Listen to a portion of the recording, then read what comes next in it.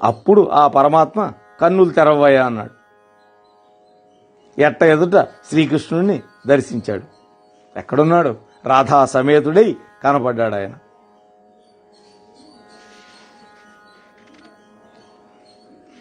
అంటే రాధాదేవిని తన వక్షస్థంలో నిలుపుకున్నటువంటి రూపంతో కనపడ్డాడు. అది అత్యద్భుతమైనటువంటి రూపం. సరే, ఆ బ్రహ్మాది దేవతలు ఎందుకు వచ్చారో వాళ్ళు చెప్పకుండానే శ్రీకృష్ణుడు, ఆయన సర్వాంతర్యామి కదా, గ్రహించి చిద్విలాసంగా ఆప్యాయంగా పలకరించాడు. ఓ విరించి, కుశలమేనా? ఓ కమలాపతి విష్ణు, క్షేమంగా ఉన్నారా? ఓ మహాదేవ, బాగున్నావా? ఓ మహర్షులారా, దేవతలారా, మీరంతా గంగ కోసమే కదా వచ్చారు. రాధాదేవికి భయపడి గంగమ్మ నన్ను శరణు కోరుకుంది. ఇదిగో నా పాదంలో దాక్కుంది. మీకిస్తాను, కానీ ఆవిడ భయాన్ని మాత్రం మీరు తొలగించండి అన్నాడు. ఆ మాటలకు బ్రహ్మదేవుడి ముఖంలో అప్రయత్నంగా చిరునవ్వు వెళ్లి విరిసింది. వెంటనే తన 4 ముఖాలతోటి 4 వేదాలతోటి ఆ రాధాదేవిని స్తోత్రం చేశాడు. అమ్మా రాధిక, ఈ గంగ రాసమండలంలో నీ శరీరం నుంచి జన్మించింది. శంకరుడి సంగీతానికి కరిగిపోయిన మీ దంపతులే ఈ రూపంలో ఉన్నారు. కృష్ణాంశతోనూ నీ అంశతోనూ అవతరించింది ఈ గంగ. మీకు అత్యంత ప్రీతిపాత్రమైన కన్యక. నీ మంత్రాన్ని స్వీకరించి భక్తితో నిన్ను పూజిస్తుంది తల్లి. వైకుంఠేశ్వరుడైన చతుర్భుజుడు ఈమెకు భర్త అవుతాడు. భూలోకంలో ప్రవహించే ఈవిడ యొక్క కళకు సముద్రుడు వల్లభుడవుతాడు. విష్ణంతుతో పుట్టినవాడు సముద్రుడు. గోలోకంలో ఉన్న గంగాదేవియే సర్వలోకాలలోనూ ఉంటుంది. అవన్నీ కూడా ఆమె కళాంశ రూపాలు. నువ్వు సాక్షాత్తుగా కన్నతల్లివి. ఈ గంగ నీకు కూతురు లాంటిది అని స్తోత్రం చేయగానే బ్రహ్మదేవుడి యొక్క ప్రసంగానికి రాధాదేవి సంతోషపడింది. తన కోపాన్ని విడిచిపెట్టింది. చిరునవ్వులతోటి ప్రసన్నురాలై నిలబడింది. అప్పుడు గంగాదేవి శ్రీకృష్ణుడి యొక్క పాదం యొక్క అంగుష్టం అంటే బొటన వేలు నుంచి బయటకు వచ్చింది. కుడికాలి బొటన వేలులో నుంచి బయటకు వచ్చింది. అందుకని ఆమెని హరిపాదోద్భవనౌట అని బలిజేపల్లి వారు కూడా కీర్తించారు. ఆమెకు ఎందుకు అంత కీర్తి వచ్చిందంటే సాక్షాత్తు విష్ణుమూర్తి యొక్క పాదము నుంచి ఉద్భవించింది. తరువాత బ్రహ్మదేవుడి యొక్క కమండలంలోకి వెళ్ళింది. అలాగే భగీరథుడి యొక్క ప్రార్థన మేరకు శివుడి యొక్క జటాజూటంలో పడి శివుడి యొక్క సర్వ అంగాలను తడుపుతూ భూలోకంలో వచ్చింది. తర్వాత పాతాళానికి వెళ్లి ఆ 60,000 మంది సగరపుత్రులను ఉద్ధరించింది. అలా ఎప్పుడైతే గంగాదేవి శ్రీకృష్ణ పరమాత్మ యొక్క పాద అంగుష్టం నుంచి బయటకు వచ్చిందో అందరూ ఆమెను సత్కరించి గౌరవించారు.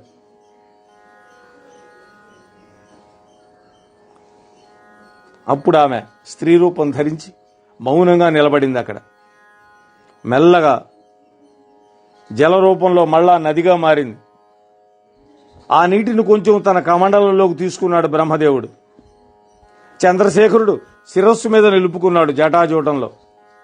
అటుపైన చతుర్ముఖుడు గంగాదేవికి రాధా మంత్రాన్ని స్తోత్ర కవచ ధ్యాన పూజా విధానాలతో సహా ఉపదేశించాడు. అది అంతా కూడా సామవేదంతో కూడినటువంటిది. ఆ మంత్రోపదేశాన్ని పొందింది గంగాదేవి. రాధికను పూజించి వైకుంఠానికి వెళ్ళిపోయింది. అప్పుడు శ్రీకృష్ణ పరమాత్మ అద్భుతంగా మాట్లాడుతూ ఉన్నాడు. ఓ బ్రహ్మ విష్ణు మహేశ్వరులారా, ఓ దేవతలారా, ఓ మునులారా, ఓ మనువులారా, అందరూ కూడా శ్రద్ధగా వినండి. ఇప్పుడు ఇక్కడికి వచ్చిన మీరంతా కూడా అదృష్టవంతులు, భాగ్యశాలులు. మీరంతా కూడా కాలచక్రంతో నిమిత్తం లేకుండా ఈ భూలోకంలో శాశ్వతంగా నివసిస్తారు. ఇప్పుడు కల్పాతమైంది అంటే కల్పం ముగిసిపోయింది. సృష్టి అంతా కూడా జలమయమైపోయింది. వైకుంఠం తప్ప అన్నీ జలమయం అయిపోయినాయి. ఓ బ్రహ్మ, నువ్వు వెంటనే వెళ్ళు, మళ్లీ సృష్టి చేయి. బ్రహ్మలోకంతో మొదలుపెట్టి సర్వలోకాలను సృష్టి చేయి. అటుపైన గంగాదేవి వస్తుంది. అలాగే ఇతర విశ్వాలను, అక్కడ బ్రహ్మాదులను నేను సృష్టిస్తాను అన్నాడు కృష్ణుడు. నువ్వు ఈ దేవతలతో కలిసి వెంటనే వెళ్ళు. ఇప్పటికి చాలా కాలం గడిచింది. చాలామంది బ్రహ్మలు అంతరించిపోయారు, మళ్లీ ఆవిర్భవించారు. ఇది కాలరహస్యం, నాకు మాత్రమే తెలుసు అని చెప్పి కృష్ణుడు రాధాసహితుడై తన అంతఃపురంలోకి వెళ్ళిపోయాడు. మళ్లీ బ్రహ్మాది దేవతలు పునఃసృష్టికి ఉద్యుక్తులై బయలుదేరారు. గోలోకంలో ఉన్న గంగ బ్రహ్మదేవుడు సృష్టించిన ప్రతి లోకానికి క్రమంగా వెళ్ళింది. ముందుగా వైకుంఠానికి, ఆ పైన శివలోకానికి, ఆ పైన బ్రహ్మలోకానికి, అటు తర్వాత భూమి ఆది సర్వలోకాలకు ఆ తల్లి వెళ్ళింది. నారద, విష్ణుపాదంలో నుంచి ఆవిర్భవించి విష్ణుపదిగా కీర్తింపబడిన ఆ గంగాదేవి పుణ్య కథ ఇది. మరింక నువ్వు ఏ మంగళప్రదమైన వృత్తాంతాన్ని వినాలనుకుంటున్నావు అడుగు అన్నాడు.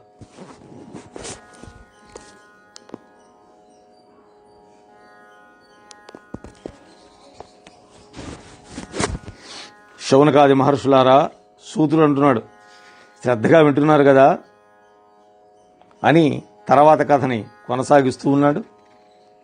నారదుడు మళ్ళీ ప్రశ్న వేస్తున్నాడు. ఓ నారాయణ మహర్షి, గంగాదేవి వైకుంఠానికి వెళ్ళింది అన్నారే తప్ప అక్కడ చతుర్భుజుడికి ఎలా ఇల్లాలైందో చెప్పలేదే మీరు. చతుర్భుజుడు అంటే విష్ణుమూర్తి, చతుర్ముఖుడు అంటే బ్రహ్మ. గమనించండి, ద్విభుజుడు అంటే కృష్ణుడు గోలోకంలో ఉంటాడు. ఇవి తేడాలు. నారద, గంగాదేవి వైకుంఠానికి బయలుదేరింది కదా, ఆవిడ వెంట బ్రహ్మ కూడా వెళ్ళాడు. వెళ్ళి వైకుంఠంలో ఉన్న ఆ చతుర్భుజ నారాయణుడికి విషయమంతా చెప్పాడు. ఇప్పుడు జరిగినదంతా చెప్పాడు. ఓ వైకుంఠాధిప, ఈవిడ ఈ గంగ పరమ పావని, రాధాకృష్ణుల యొక్క సంగభూత, జలాధిష్టాన దేవత, నవ యవ్వన సంపన్న, సుశీల, సుందరాంగి, శుద్ధ సత్వస్వరూపిణి, క్రోధ అహంకార వివర్జిత, నిన్ను తప్ప ఈ వైకుంఠంలో మరెవ్వరిని వరించదు. ఈవిడకు రాధా మంత్రాన్ని ఉపదేశించి ఇక్కడికి తెచ్చాను. నీవు గాంధర్వ వివాహ పద్ధతిలో స్వీకరించు. నువ్వు సురేశ్వరుడివి, అంటే దేవతలందరికీ నియామకుడివి. ఈమె సురేశ్వరి. అందుచేత మీ ఇద్దరి సమాగమము పరస్పరం ఆనందదాయకంగా అనురూపంగా ఉంటుంది. నువ్వు పురుషులలో రత్నానివైతే ఈవిడ స్త్రీలలో రత్నం. పైగా స్వయంగా వరించి వచ్చిన కన్యను తిరస్కరించిన వాడి మీద లక్ష్మీదేవి కూడా అలుగుతుంది, నిన్ను విడిచిపెట్టి వెళ్ళిపోతుంది. కాబట్టి స్త్రీ అంటే ప్రకృతి కళాస్వరూపిణి, పురుషుడంటే ప్రాకృతికుడు అని బ్రహ్మదేవుడు విష్ణుమూర్తితో అన్నాడు. స్వామి, నువ్వేమో జగన్నాథుడివి, నిర్గుణుడివి, ప్రకృతికి అతీతుడివి. శ్రీకృష్ణ పరమాత్మ యొక్క ద్విభుజుడైతే అతనిలో సగభాగమైన నువ్వు చతుర్భుజుడివి. కృష్ణ పరమాత్మ యొక్క వామాంగం నుంచి ఆవిర్భవించిన మహాశక్తి స్వరూపిణి రాధాదేవి. అందులో దక్షిణాంశ రాధికాదేవిగా, వామాంశలో లక్ష్మీదేవిగా 2 భాగాలైంది. అంతా కలిపి చూస్తే ఈ గంగాదేవి నీ శరీరం నుంచో పుట్టింది, అందుకే నిన్ను వరిస్తోంది. ఆయన పాదం నుంచో పుట్టింది కదా. స్త్రీ పురుషులు అంటే ప్రకృతి పురుషులు, అంతా ఏకాంగమే. ఇది మనం గమనించాల్సింది. వాళ్ళిద్దరూ వేరువేరు కాదు, అంతా ఒక్కటే. కాబట్టి స్వీకరించు అన్న అని బ్రహ్మదేవుడు వైకుంఠనాథుడిని వడబరిచి గంగాదేవిని అప్పగించి వెళ్ళిపోయాడు. తర్వాత వైకుంఠనాథుడు గాంధర్వ పద్ధతిలో ఆ గంగను వివాహం చేసుకున్నాడు. ఇద్దరు కూడా చక్కగా ఆనందంగా గడుపుతూ ఉన్నారు. నారద, ఇలా ఆనందిస్తూ ఉన్న గంగాదేవిని చూసి నిత్యము సరస్వతీదేవి ఈర్ష్యపడుతూ ఉండేది. సరస్వతిని చూసి గంగమ్మ మాత్రం ఈర్ష్యపడేది కాదు. చివరికి భరించలేక ఒకనాడు గంగాదేవి సరస్వతీదేవిని శాపం పెట్టింది, భూలోకానికి వెళ్ళమంది. ఈ కథ ఇంతకు ముందు నీకు చెప్పాను అని గుర్తు చేశాడు నారాయణ మహర్షి.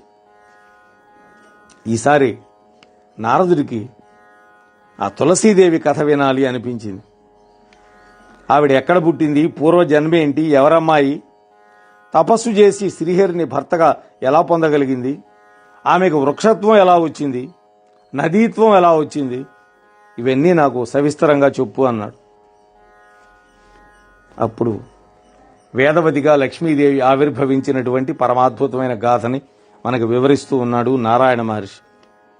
నాయన నారద, దక్ష సావర్ణి అనే ఒక మనువు ఉన్నాడు. చాలా పుణ్యాత్ముడు, వైష్ణవుడు, యశస్వి, సాక్షాత్తు విష్ణుమూర్తి అంశతో పుట్టినటువంటి వాడు. ఆయనకు ఒక కొడుకున్నాడు. ఆయన పేరు బ్రహ్మసావర్ణి. ఆయన కూడా విష్ణుభక్తి పరాయణుడే. ఆ బ్రహ్మసావర్ణి కొడుకు ధర్మసావర్ణి. అతడు వైష్ణవుడే.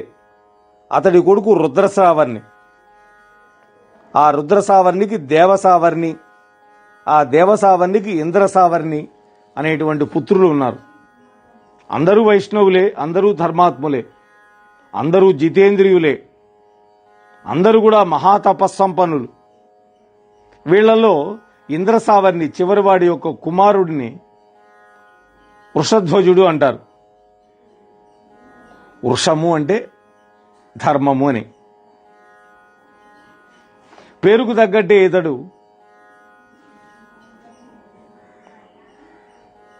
నందివాహనుడైనటువంటి శివభక్తుడు, పరమ మాహేశ్వరుడు. ఇతడి ఆశ్రమంలో సాక్షాత్తు శివుడు 3 దేవయుగాల పాటు ఉన్నాడు అంటే అతడి శివభక్తిని గురించి వేరే చెప్పాలా నారదా? శివుడు కూడా వృషధ్వజుడు అంటే పుత్రాధికమైన వాత్సల్యం, ప్రేమ. దానికి లొంగిపోయినటువంటి ఈ వృషధ్వజుడు నారాయణాది దేవతా పూజలను, యజ్ఞ యాగాదులను విడిచిపెట్టేశాడు. చూడండి, మనిషికి అట్లాంటి బుద్ధులు పుడతాయి. శివుడు వేరు, కేశవుడు వేరు అనుకునే స్థితికి వెళ్ళకూడదు. అలాగే వాణి, లక్ష్మీ పూజలను కూడా విడిచిపెట్టేశాడు. అంతేకాదు, అలా పూజలు చేసేవాళ్ళని నిందించడం మొదలుపెట్టాడు. ఆ దేవతలను కూడా నిందించేవాడు. ఇది భరించలేకపోయాడు సూర్యభగవానుడు. వెంటనే శాపం పెట్టాడు. సర్వ సంపదలు తొలగి భ్రష్టుడు వైపో అన్నాడు సూర్యుడు. అది విన్న శివుడికి కోపం వచ్చి త్రిశూలం పుచ్చుకొని సూర్యుడు వెంబడబడ్డాడు. సూర్యుడు, అతడి తండ్రి కశ్యపుడు భయపడి పరుగులు అంకించుకున్నారు. బ్రహ్మదేవుడి దగ్గరికి వెళ్లి శరణు అన్నారు. శివుడు అలాగే వెంబడించి బ్రహ్మలోకానికి వెళ్ళాడు. బ్రహ్మదేవుడికి హడలెత్తి వాళ్ళ ముగ్గురిని వెంట పెట్టుకొని విష్ణుమూర్తి దగ్గరికి వెళ్ళారు కానీ అక్కడ నోట మాట రావట్లా. శ్రీమన్నారాయణు యొక్క పాదాల మీద పడిపోయారు. మహాప్రభో శరణు శరణు అని బహువిధాల స్తుతి చేశారు. జరిగిందంతా చెప్పారు. అప్పుడు మెల్లిగా అప్పుడు నారాయణుడు దయదలిచి అభయం ఇచ్చాడు.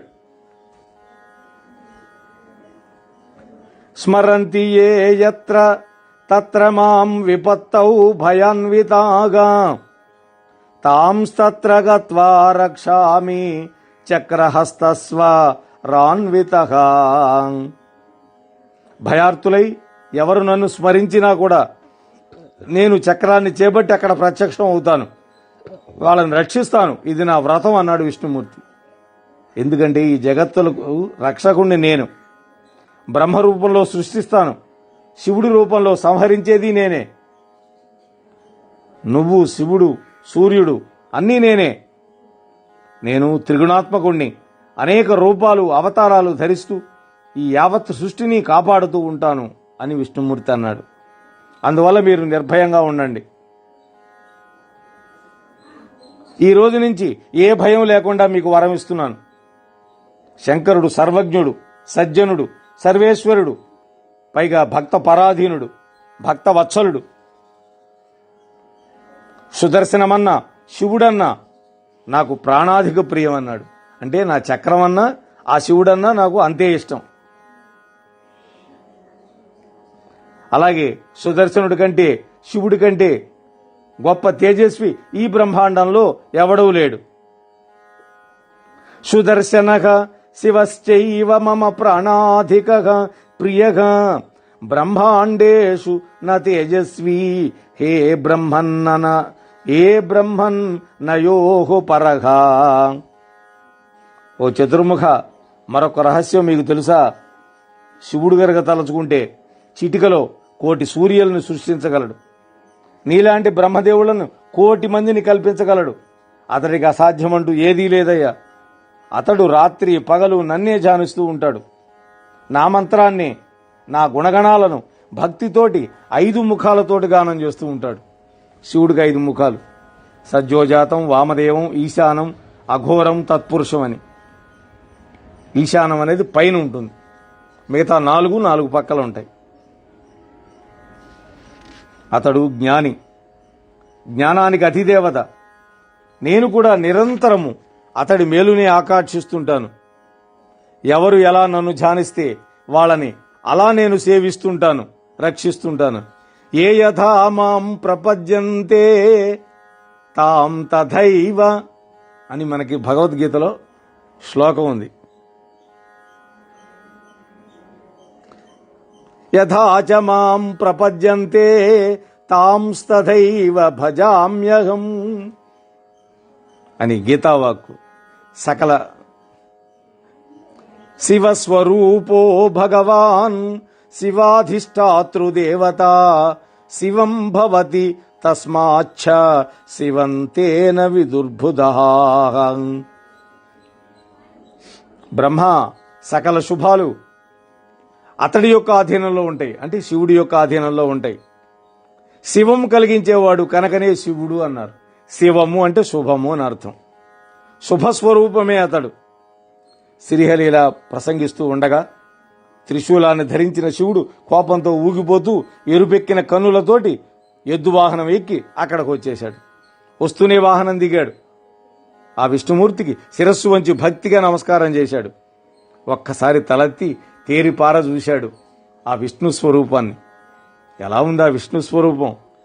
రత్న సింహాసనం మీద రత్న అలంకార భూషితుడై, కిరీట కుండల మండితుడై, వనమాలాధారి అయి, చక్రహస్తుడై, చతుర్భుజుడై, నవనేరద శ్యాముడై, చందన చర్చిత సర్వాంగుడై, పీతాంబరుడై, లక్ష్మీ ప్రదత్త తాంబూల చర్వణ పరాయణుడై, అంటే లక్ష్మీదేవి అందించినటువంటి తాంబూలాన్ని నవ్వులుతూ ఉన్నాడని.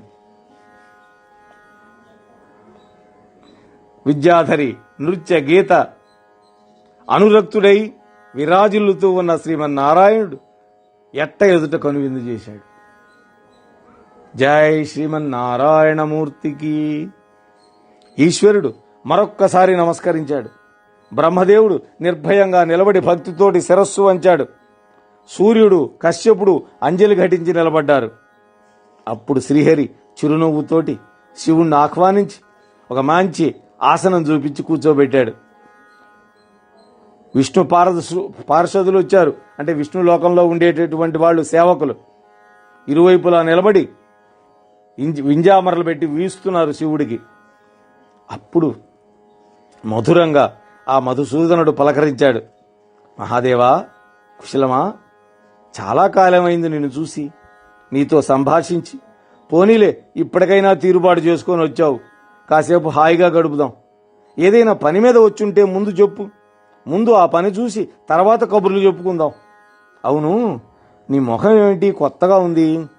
ఎక్కడో కాసింత కోపరేఖ కనపడుతున్నట్టుదే అంటూ మందహాసం విసిరాడు. ఆయన జగన్నాటక సూత్రధారి విష్ణుమూర్తి, అఘటనాఘటన సమర్థుడు, చమత్కారి. పైగా శివుడు చిరునవ్వులు చిందించాడు. శ్రీహరి, నువ్వు అన్నది నిజమేనయ్యా. నా కోపానికి కారణం ఉంది. అదిగో ఆ వృషధ్వజుడని నా భక్తుడు ఒకడున్నాడు. అతడిని నీ పక్కన నిలబడున్నాడే నంగనాచిలాగా ఈ సూర్యుడు శపించాడు. అందుకని నాకు సూర్యుడి మీద కోపం వచ్చింది. అందుకని తరువుకుంటూ వచ్చాను. నా పుత్రవాత్సల్యం దెబ్బతింది. సూర్యుడిని సంహరించాలనుకుంటున్నాను. అతడు వెళ్లి బ్రహ్మను శరణు కోరుకుంటే బ్రహ్మొచ్చి నీ పాదాల మీద పడ్డాడు. మనస్సుతో గాని మాటతో గాని నిన్ను శరణు అన్నవాడికి ఏ ఆపదలు ఉండవు కదా ఈ విష్ణు. జరామృత్యు భయాలు కూడా దరిచేరవాయ. అటువంటిది ప్రత్యక్షంగా వచ్చి నిన్ను శరణు వేడుకున్న ఈ యొక్క బ్రహ్మ, సూర్యుడు, కశ్యపులను నేనే కాదు ఎవడు మాత్రం ఏం చేయగలం? హరినామస్మరణ సర్వకాల సర్వావ్యవస్థల్లో అభయప్రదము, మంగళప్రదము కదా. మహాత్మా, నువ్వు జగన్నాథుడివి, అన్నీ తెలిసిన వాడివి, ధర్మస్వరూపుడివి, నా భక్తుడి సంగతి ఇంకేమిటో చెప్పు. ఆ వృషధ్వజుడు నాకు పుత్ర సమానుడు. ఈ సూర్యుడి శాపం వల్ల సౌభాగ్యవిహీనుడయ్యాడు. అతడిని ఎలా ఉద్ధరిస్తావో, ఏం చేస్తావో, నన్నేం చేయమంటావో అంతా నీ ఇష్టం అన్నాడు. అప్పుడు శంభు, నువ్వు గమనించలేదు గాని సూర్యుడు శపించిన నాటి నుండి ఇప్పటి వరకు 21 యుగాల కాలం గడిచిపోయింది. వైకుంఠంలో గంటన్నర కాలం అంటే భూలోకంలో కొన్ని యుగాలతో సమానం. నువ్వు వెంటనే నీ కైలాసానికి వెళ్ళు. ఆ వృషధ్వజుడు కాలం చెందాడు. కాలం అనేది అది దారుణం. అతడి కొడుకు రథధ్వజుడు అస్తమించాడు. అతడి కొడుకులు ధర్మధ్వజుడు, కుశధ్వజుడు ప్రస్తుతం జీవించి ఉన్నారు. సూర్యుడి యొక్క శాపం కారణంగా అప్పటినుంచి వీరందరూ కూడా గర్భదారిద్ర్యాన్ని అనుభవిస్తున్నారు.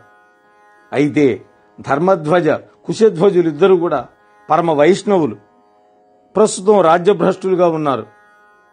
ఇద్దరూ లక్ష్మీదేవిని ఉపాసన చేస్తున్నారు. కనుక త్వరలోనే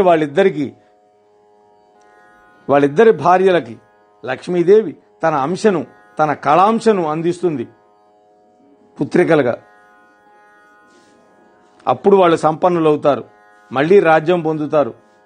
శివ, ఇక నువ్వు వెళ్ళు, నీ సేవకుడు మరణించి చాలా కాలమైంది అని ఆజ్ఞాపించి శ్రీహరి కొలువు చాలించాడు. శివుడు కూడా తపస్సు కోసమని తన లోకానికి వెళ్ళిపోయాడు, కైలాసానికి. బ్రహ్మదేవుడు సత్యలోకానికి వెళ్ళిపోయాడు. సూర్యుడు, కశ్యపుడు కూడా వెళ్ళిపోయారు. మళ్ళీ నారాయణ మహర్షి చెప్తున్నాడు, నారద, ధర్మధ్వజుడు, కుశధ్వజుడు లక్ష్మీదేవిని ఆరాధిస్తూ చాలా కాలం తపస్సు చేశారు భూలోకంలో. చివరికి వాళ్ళు ఆ తల్లి యొక్క అనుగ్రహానికి పాత్రులయ్యారు. పోయిన రాజ్యాన్ని, సంపదను తిరిగి పొందారు, పుత్రవంతులయ్యారు. వాళ్లలో కుశధ్వజ మహారాజు గారికి ఇల్లాలు మాలావతి. ఆమె 10 నెలలు మోసి ఒక ఆడపిల్లని కన్నది. వేదధ్వనిం సా చకార జాతమాత్రేణ కన్యకా తస్మాత్తాం వేదవతీం ప్రవదంతి మనీషిణగా. ఆ బిడ్డ పుడుతూనే వేదధ్వని చేసింది. వెంటనే సజ్జో యవ్వనగతి అయింది. అంటే పుడుతూనే యవ్వనవతి అయింది. పురిటి మంచం నుంచి లేచొచ్చింది. పుట్టగానే వేదాలు వల్లించింది. కనుక ఆ కన్యకు వేదవతి అనేటువంటి పేరు పెట్టారయ్యా. పురిటి గది నుంచి యువతలకు వచ్చి స్నానం చేసి తపస్సు చేసుకుంటానంటూ అడవులకు బయలుదేరింది. తల్లిదండ్రులు, పెద్దలు ఎంతో వారించినా వినిపించుకోలా. నిమిషం ఆగల.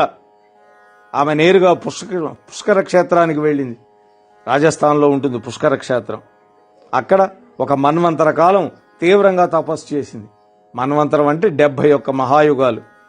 71 ఇంటూ 43,20,000. అయినా కూడా ఆమె శరీరం బడలిపోలేదు, ఒడిలిపోలా. నవయవ్వనం అలాగే ఉంది. ఎందుకని? ఆమె తపస్సే కారణం. అప్పుడు ఒక అశరీర వాక్కు వినపడింది ఆమెకి. ఓ వేదవతి, పై జన్మలో నీ తపస్సు ఫలిస్తుంది, నీ కోరిక నెరవేరుతుంది. బ్రహ్మాదులకు కూడా అందనటువంటి శ్రీహరిని పతిగా వాంఛిస్తున్నావు నువ్వు. వచ్చే జన్మలో ఆ శ్రీహరి నీకు భర్త అవుతాడు. ఈ మాటలకు వేదవతి సంతోషపడింది. అక్కడి నుంచి బయలుదేరింది. గంధమాసన పర్వత శిఖరం మీద అత్యంత నిర్జన ప్రదేశం చూసుకొని మళ్లీ తపస్సు మొదలుపెట్టింది. ఒకనాడు అక్కడికి రావణాసురుడు వచ్చాడు, దశకంఠుడు. వేదవతి యథావిధిగా అతిథి మర్యాదలు చేసింది. అన్నిటినీ స్వీకరించాడు వాడు. ఆ పాపాత్ముడు మరింత చేరువుకు వెళ్లి వెకిలిగా కుశల ప్రశ్నలు వేశాడు. వాడి జన్మ రాక్షస జన్మ. ఆమె సౌందర్యానికి చెలించి కామబాణ పీడితుడయ్యాడు. చటుక్కని చేయి పట్టుకొని కౌగిలించుకోబోయాడు. ఆమె అందకపోతే జుట్టు పట్టుకున్నాడు. వేదవతి కోపంతో బుసలు కొట్టింది. వాడు పట్టుకున్న వరకు తన వేలినే కత్తిలాగా మార్చి ఖండించుకుంది జుట్టుని. వాడు నిశ్చేష్టుడైపోయాడు, రాతి బొమ్మలాగా. వెంటనే వేదవతి కన్నులు మూసుకొని మనస్సులోనే ఆ మహాదేవిని స్మరించింది, స్తోత్రం చేసింది, కళ్ళు తెరిచింది. ముందు రావణాసురుని శపించింది. ఓరి రావణ, నేను నన్ను నేను విష్ణుమూర్తికి సమర్పించుకున్నాను. అటువంటి నా దేహాన్ని నువ్వు పట్టుకొని మలినం చేశావు. అందుకని నా కారణంగానే నువ్వు నశిస్తావు. నువ్వే కాదు, సపుత్ర బాంధవంగా దుంపనాశనం అయిపోతావు. నువ్వు కాముకుడవై నన్ను స్పృశించావు, కౌగులించుకోబోయావు. నీ బలం ఏమిటో ఎంతో చూపించు అంటూ యోగశక్తితోటి ఆమె దేహాన్ని చాలించి వెళ్ళిపోయింది. రావణాసురుడు కొంతసేపటికి తెప్పరిల్లుకున్నాడు. ఆమె శరీరాన్ని గంగలోనే విడిచిపెట్టి ఇంటికి వెళ్ళిపోయాడు. కొంతకాలం గడిచింది. కృతయుగం వెళ్లి త్రేతాయుగం వచ్చింది. వేదవతి జనక మహారాజు ఇంట సీతాదేవిగా అవతరించింది.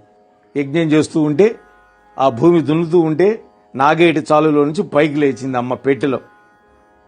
పూర్వజన్మ తపఫలితంగా శ్రీరాముడిని పరిణయం చేసుకుంది.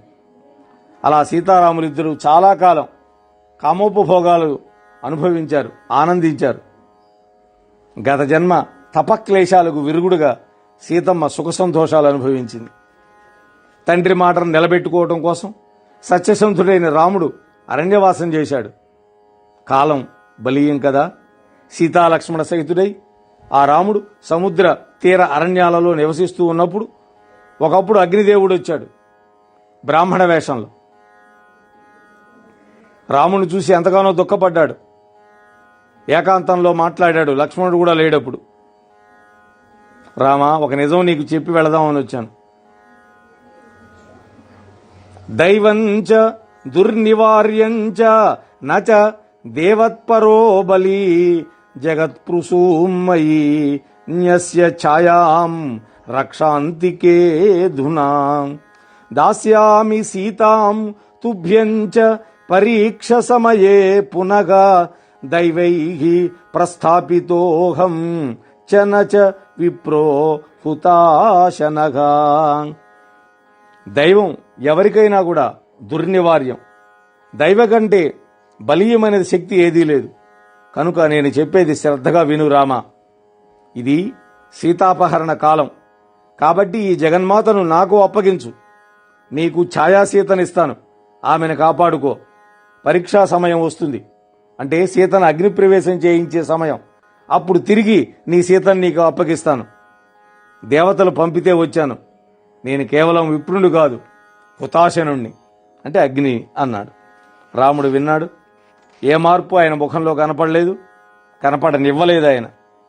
ఆయన స్థితప్రజ్ఞుడు కదా. అగ్నిదేవుడు చెప్పిన దానికి అంగీకరించాడు. ఆ అగ్నిదేవుడు తన యోగశక్తితోటి ఛాయాసీతను సృష్టించి రాముడికిచ్చాడు. అసలు సీతను తీసుకొని వెళ్ళిపోయాడు. పోతూ చెప్పాడు, రామా, ఇది అత్యంత గోప్యం, రహస్యం అని చెప్పి వెళ్ళాడు. నారదా, ఈ రహస్యం లక్ష్మణుడికి కూడా తెలియదు అంటే రాముడు ఎంత గోప్యంగా ఉంచాడో గ్రహించవయ్యా అన్నాడు. లక్ష్మణో నైవ బుబుదే గోప్యమన్నస్య కా కథ అన్నాడు. అగ్నిదేవుడు అటు వెళ్ళగానే బంగారు లేడొచ్చి కనపడింది. సీతమ్మ దాన్ని పట్టి తెమ్మంది. లక్ష్మణుణ్ణి సీతకి కాపలా పెట్టి బయలుదేరాడు. అది ఎంతో దూరం తీసుకుపోయింది. విసుగుబుట్టి రాముడు బాణం వేశాడు. హా సీత, హా లక్ష్మణ అని ప్రాణం విడిచిపెట్టింది. ప్రాణాలు వదిలే సమయంలో రాముని దర్శించింది. రాముడి యొక్క దెబ్బతిన్నది. అందుకని ఆ మారీచుడు దివ్య రూపంతో రత్న విమానంలో వైకుంఠానికి చేరుకున్నాడు. వైకుంఠ ద్వారపాలకుడికి కింకరుడై అటుపైన వాళ్ళ అనుమతితో లోపలికి వెళ్ళాడయ్యా అన్నాడు. ఇక్కడ హా లక్ష్మణ అనేటువంటి మాట అమ్మ విన్నది, భయపడిపోయింది. లక్ష్మణుని పంపించింది. లక్ష్మణుడు వెళ్ళి రాముడు కలుసుకొని వచ్చి సీత కనపడక సుగ్రీవాది వానరులతో సఖ్యం చేసి రావణాది రాక్షసుల్ని సంహరించి అక్కడ లంకలో సీతమ్మకి అగ్ని పరీక్ష పెట్టాడు. అప్పుడు అగ్నిదేవుడు అసలు సీతను రాముడికి అప్పగించాడు. ఇదంతా వాల్మీకి రామాయణంలో మనకు కనపడదు, రహస్యంగా ఉంటాయి ఇవన్నీ. ధ్వని మాత్రమైన కావ్యం శ్రీమద్ రామాయణం. దాని రహస్యాలు వేరే పురాణాల్లో నిక్షేపం చేశాడు వ్యాసమహర్షి. ఛాయాసీత అగ్నిదేవుడికి రామచంద్రుడికి సవినయంగా నమస్కరించి నాకు అర్థం ఏమిటో చెప్పండి అని అడిగింది. అప్పుడు పుష్కర క్షేత్రానికి వెళ్లి తపస్సు చేసుకోమన్నాడు రాముడు. అక్కడే నువ్వు స్వర్గలక్ష్మి అవుతావు అని చెప్పి పంపించాడు. ఆ ఛాయాసీత పుష్కర క్షేత్రంలో 3 లక్షల దివ్య సంవత్సరాలు తపస్సు చేసి స్వర్గలక్ష్మి అయింది. ఆమెయే అటు తర్వాత ద్వాపర యుగంలో ద్రౌపదుడి ఇంట యజ్ఞకుండంలో నుంచి ఆవిర్భవించి ద్రౌపది అయింది. తఛాయా ద్రౌపదీ దేవి ద్వాపరే ద్రుపదాత్మజా త్రిహాయణీ చ సా ప్రోక్తౌ విద్యమానా యుగత్రయే. ఇలా 3 యుగాలలో ఉంది కనుక ఈమెను త్రిహాయణి అన్నారు. అంటే కృతయుగంలో ఉంది, త్రేతాయుగంలో ఉంది, ద్వాపర యుగంలో ఉంది. మొట్టమొదట వేదవతిగా ఉంది, దాని తర్వాత సీతాదేవి అయింది ఆమె, దాని తర్వాత ద్రౌపదీదేవి అయింది ద్వాపర యుగంలో. పుష్కర క్షేత్రంలో ఆ ఛాయాసీత తపస్సు చేస్తూ ఉన్నప్పుడు శంకరుడు ప్రత్యక్షమై వరం కోరుకోమన్నాడు. ఆమె కామాతురయ్యి పతిందేహిమే అని 5 సార్లు అడిగింది. అంటే భర్తనివ్వు అని. శివుడు పగలబడి నవ్వి, ప్రియా నీకు 5 భర్తలు అవుతారని వరం ఇచ్చాడు. అలా ఆమె పాంచాలీదేవి పంచభక్తులుగా అయింది. అసలు సీతను స్వీకరించి లంకారాజ్యానికి విభీషణుని పట్టాభిషిక్తుని చేసి రాముడు అయోధ్యకి వచ్చేశాడు. 11,000 సంవత్సరాల పాటు రాజ్యం పరిపాలించాడు. దశవర్ష సహస్రాణి దశవర్ష శతానిచ అని వాల్మీకి మహర్షి చెప్పాడు. అటుపైన సర్వకాలాలతో పాటు తాను కూడా వైకుంఠానికి వెళ్ళిపోయాడు. లక్ష్మీదేవి అంశే అయిన వేదవతి లక్ష్మీదేవిలోకి మళ్లీ ప్రవేశించింది. చతుర్వేదాలు కూడా మూర్తిమంతాలై రూపాలు ధరించి వేదవతి యొక్క నాల్కల మీద నాట్యమాడుతూ ఉండేవిట. అతి పవిత్రము, పాప వినాశకము, పుణ్యప్రదము అయినటువంటి ఈ వేదవతి వృత్తాంతం చెప్పాను. ఆ తర్వాత నీకేం చెప్పమంటావు అని అడిగాడు. ఆ తరువాత తులసీదేవి యొక్క వృత్తాంతాన్ని మనకి నారాయణ మహర్షి చెప్తాడు.